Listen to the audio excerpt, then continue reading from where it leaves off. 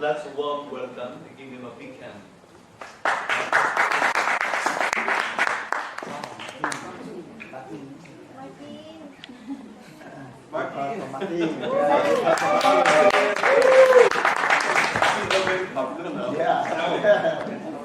Father Jesus, thank you very much for the sweets. The sweets are very good to increase the sugar level. But the sugar level in your body is very important to keep attentive.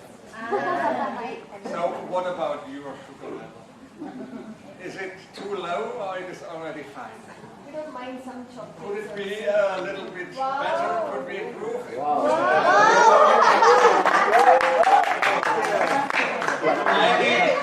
I need two voluntary to distribute chocolate, to open it and break it into pieces. Two voluntaries, here one, and on the other side one voluntary. Equal division. So come here, okay, come here. So you can do it now while I'm starting.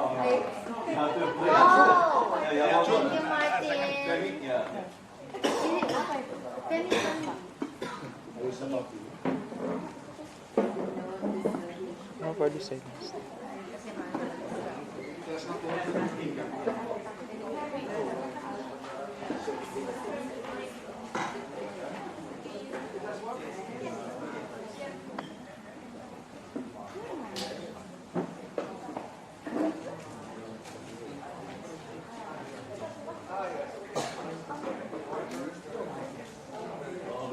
So, thank you very much, Father Jesus, also for your help in this regard. With this remote control, the pointer is much better to give my presentation. So, my presentation will be on the Synodal path in Germany and the issue of lay participation in the 2023-24 Synod, which will take place in Rome in October, in the first session this year. Next year, October, it's second session. Okay, I'm here as a representative of the German Reform Agenda Reform Group, which is called We Are Church. You see the logo on the left side. Wir sind Kirche, We Are Church. And on the right side, there's another logo, which I will explain later on. So, yeah, once upon a time, we have already heard about it. In early Christianity, there were no clerics and no lay people. There was only one people of God. We know it from the Bible. Bishops, presbyters, and parishioners were equal. They called each other brothers and sisters. They all had the same rights, they had the same voting rights. And there were women who were deacons. This here is a painting in the catacombs in Rome, and art historians tell us that this here is a woman in orant, how do you call it, orant position? Yeah, reaching position, yes. Yes, and bishops were elected by all people, by the parishioners. This was in the very beginnings of our church in the 1st century.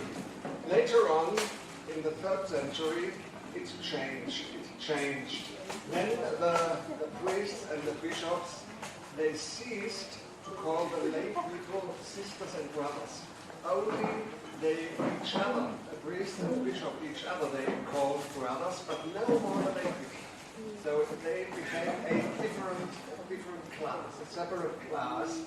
So the hierarchical church emerged, and so the clergy as a separate group was born in the 3rd century only. Then in the Middle Ages, this development took up speed.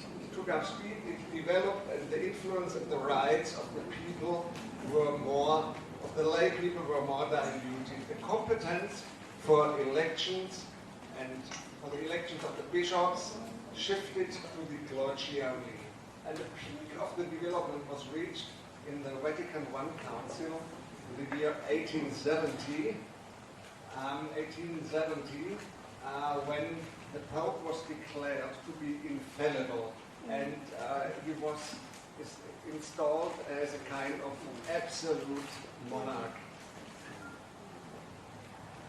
Thereafter we had the Vatican II Council, 90 years later, and there we had some reflection on the early church. We already heard about it from you and from other presentations. There was some reflection on the early church in order to attune to the modern times. Pope John 23, he called it aggiornamento to attune to the modern times. Church must be in line with the modern society, with the insights of science, of human sciences, and so on, of modern anthropology, as well as with modern theology. However, the role of the bishops was somewhat strengthened by the Second Vatican with regard to the Pope. It was strengthened, and the rights of the lay people were not clearly defined. They were left open. They were not clearly defined. So, in this regard, only very slow progress was made. Then after Vatican II, we had the two popes, John Paul II and Benedict XVI. They were more conservative. They did not like so much reform. They put the emphasis on the significance of ministry by clerics. Then, since 2013, we have Pope Francis. We know him as a sympathetic and modest person. He's open in many respects, in others he's not so open, but in one respect he's open, and this is synodality. This is why we do have now the synodal process, and it was he who has initiated the synod. However, with regard to the participation of lay people, he already has made some comments which show that he doesn't want a revolution, a slow reform but no revolution. So he said in Germany, with regard to the German Synod, he said, we do not need another Protestant church, and church is not a democracy. This was not very welcomed by the Protestants in Germany, but by the Catholics neither. So, and a third point, he said clericalism is a pestilence. He said this several points. This is several times. This is a very important point for him. And clericalism cannot only happen within the clergy, as we know it today, it can also happen with lay people. This is the stance, the attitude to be something better and to make use of its powers and competences in an unfair or inappropriate way. Okay, where are we now? We have made slight progress, but we are still far away from the early church. This is my view. Okay, now my issue today is not the early church, but it is the Synodal path in Germany and how it hangs together with the Synod. But before I speak, I come to the Synodal path in Germany. I will explain you two movements which you have to know to understand fully the Synodal path. And this is the Reform movement in Germany and in Europe. Here you see again the logo of We Are Church, the yellow one, and the green one is the European network of We Are Church. We Are Church International. Some of you will know some members, Colm Holmes, Marta Heitzer, and others who already have participated in previous meetings here. Okay, We Are Church has been established in 1995 following first leakage worldwide of a sexual scandal by a cleric, and this cleric was Bishop Gröer in Austria. He himself, a bishop, was the culprit, and this was such a scandal that he had to step down.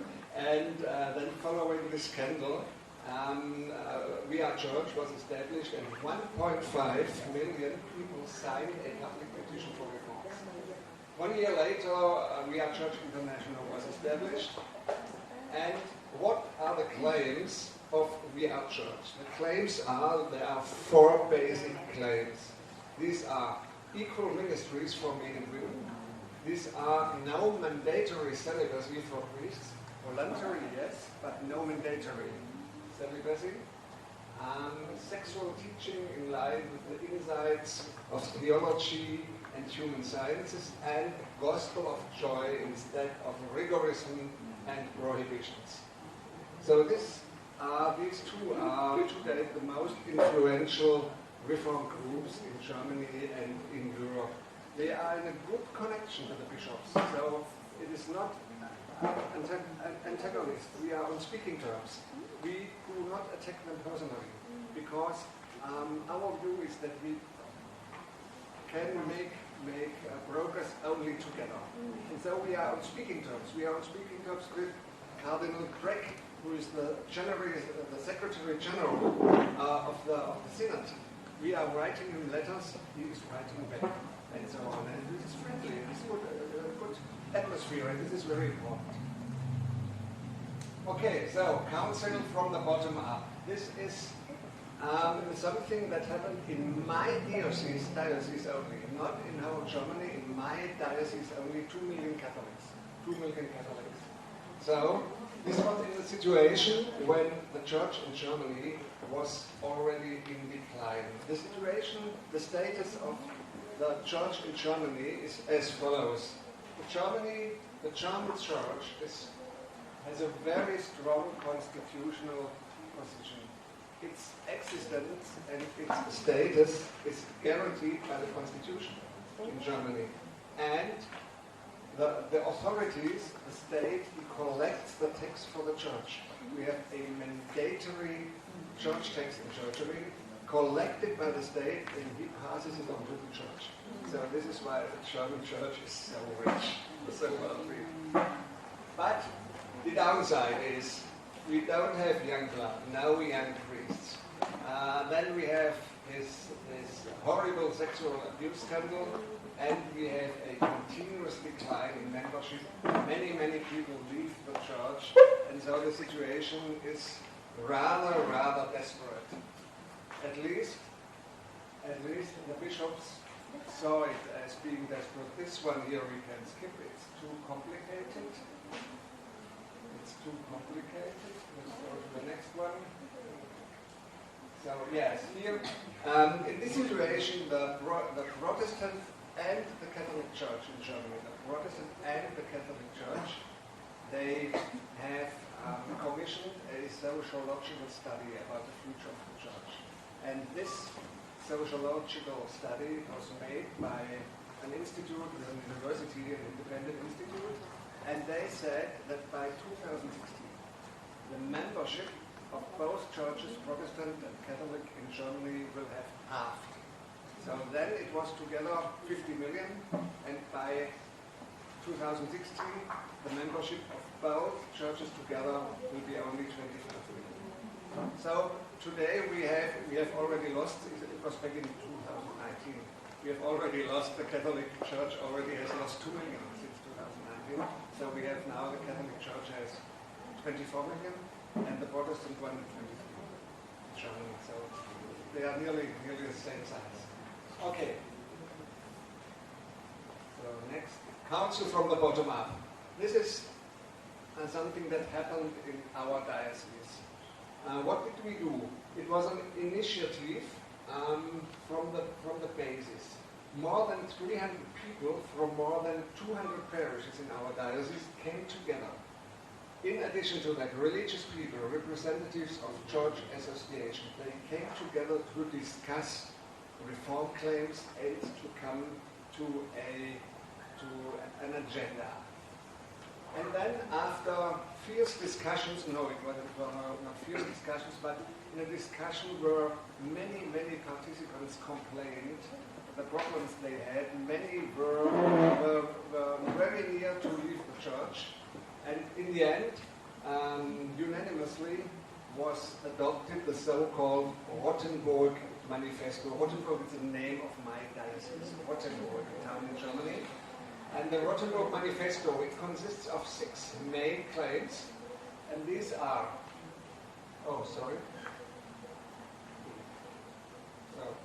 these are understandable and appealing language in the church, because the language which is used in German liturgy is rather outdated. Voluntary celibacy, I've already said. Dialogue with other religions, this is the multi-religion, religion issue. Then synodality and pluralism in the church, viable sexual morality, and gender equality. This Rottenburg Manifesto was decided upon unanimously, and then the bishop was invited. And in the beginning he did not want to come, but then eventually he came because there was media coverage and so on, and then he could not afford not to come. He came, and the Rottenburg Manifesto was handed over to the bishop. You see him here. Here, this is the bishop, and it was handed over, and then we asked him, when we handed it over, we asked him, Mr. Bishop, are you a strategic partner of the council from the bottom up? So this question caught him somewhat unprepared. And then he said, yeah, yes, I'm a strategic partner of the council from the bottom up. However, he did not live up to this promise. He's a rather timid person, and he does what the majority does. But from his own, he would never publicly ask for reforms. Okay, this was the council from the bottom up in my diocese, and now we will talk about the Synodal path in Germany. The Synodal path in Germany, it was established in a situation when the sexual abuse scandal in Germany reached its climax. It was really horrible. I will not speak about the details, it was horrible. The bishops were reluctant to apologize to the victims, and they failed to deal properly with the scandal. They tried to protect the culprits in the church and not the victims. So yes, they did not show any emphasis with the victims, but what they tried to do to cover it a little bit up and so, and that they hoped that it will die away on its own. But this did not happen. It made it even worse. Yes, hundreds of Catholics left the church, and the reputation of the church sank dramatically in Germany. In this desperate situation, the German bishops asked the German lay organizations to establish the Synodal path. So it was not the lay people who claimed it, it was the bishops. So desperate was the situation that the bishops did not know what to do. They saw every month people leaving the church and so on. The media coverage was a disaster, and so the Synodal path in Germany was initiated. And so the lay people, they set conditions. They said, okay, equality. So we have in the meetings of the Synodal path, we have an equal number of bishops and lay people, and we have equal voting rights. So full equality in the Synodal path. What is the agenda of the Synodal path? The agenda is first power and separation of power in the church. Priestly existence today, including the question of celibacy. 3, women in ministries and offices, including the question of ordination of women. And 4, sexuality and partnership, including sexual abuse by priests. So, do you notice something?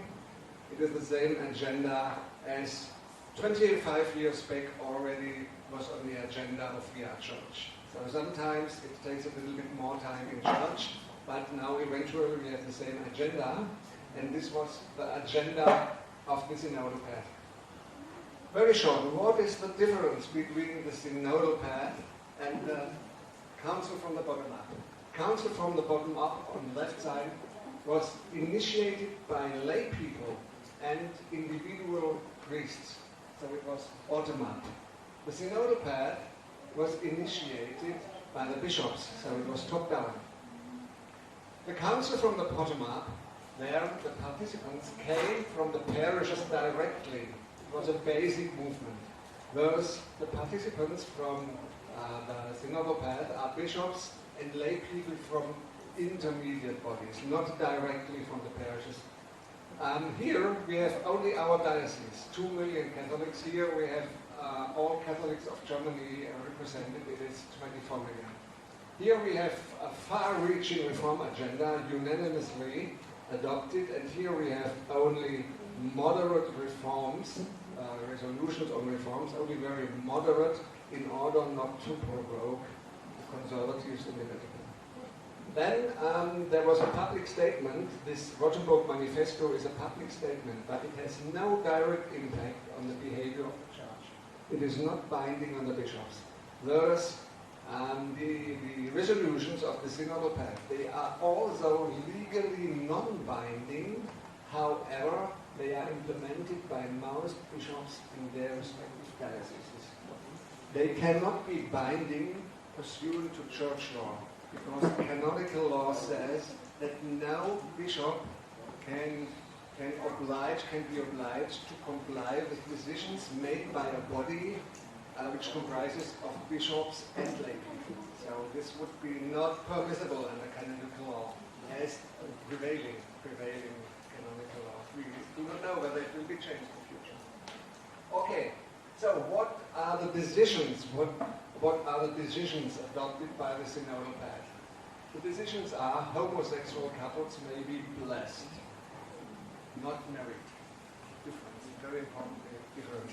Nobody in German, in the Catholic Church and within the Reformed groups, claims homosexual couples to be married but to be blessed, because this is rejected by many, many people and by the competent cardinals in the Vatican. It is officially rejected. Second, remarried people can receive sacraments and can be employed by the Church. This is very important because the German Church is very rich and has many, many employees. There are also many remarried employees. They are not remarried in the Church, but they are remarried under state law. And women and lay people are allowed to hold the sermon, to baptize, and to assist at the marriage. This was already in some dioceses in my country, it was already common practice. For example, in my diocese, it is common practice since 30 years. And I'm a kind of lay person that is allowed to make Sunday liturgies if there's no priest. And it is very similar to the Eucharist as you know it, however without the Eucharist, without the consecration. But the other, we have the Gospel, we have the sermon and so on, and the Eucharist is distributed thereafter. We have it in the tabernaculum. I do not know the English word. Tabernaculum, yes. And then from there we have it. So these were the resolutions. What do the critics say on these resolutions? So the reformists, not all, but many say, oh, much too meek, that is no real progress. And the conservative ones say it is heretic, it is against ecclesiastical doctrine, it is illegal. Here you see a picture of one of the cardinals in the Vatican. What about Pope Francis? So he was not so outspoken about the Synodal Pact. He is ambiguous. On the one side, he is in favor of the synodal process. On the other side, he says we do not need another Protestant church. And on certain issues, he has already let know his view. For example, ordination of women he is clearly against. Or celibacy, so liberalizing the celibacy, also he is against. So this is the Pope's view, but on the other hand, he is open. And when we talked after lunch, in my view, it is possible that we will become a kind of Mikhail Gorbachev, you know. Mikhail Gorbachev, he has opened the door a little bit, and then thereafter came Perestroika. So let's hope and see. Okay, we can skip that. This also is a conservative cardinal who was against the Synodal Pact. and he recommended German's Bishops' Conference not to comply with the resolutions of the Synodal Path. However, the majority of the German bishops, they complied and they implemented them in their dioceses. Now, the Synod. We have all already heard about the Synod from you, Father Jesu, and also from you, so I can make this rather short. The Synod, in October 2021, the Pope announced the Synod. At this time, the Amazon Synod already was closed. Then synods in Australia and Ireland were announced, and the Synodal Path in Germany was in full swing. This was the situation in October 2021 when the Pope announced the Synod. What are the Pope's intentions for the Synod? So, we have heard this already. I have not to repeat it, but very shortly he says, I don't have a concrete agenda, but it should be an open process.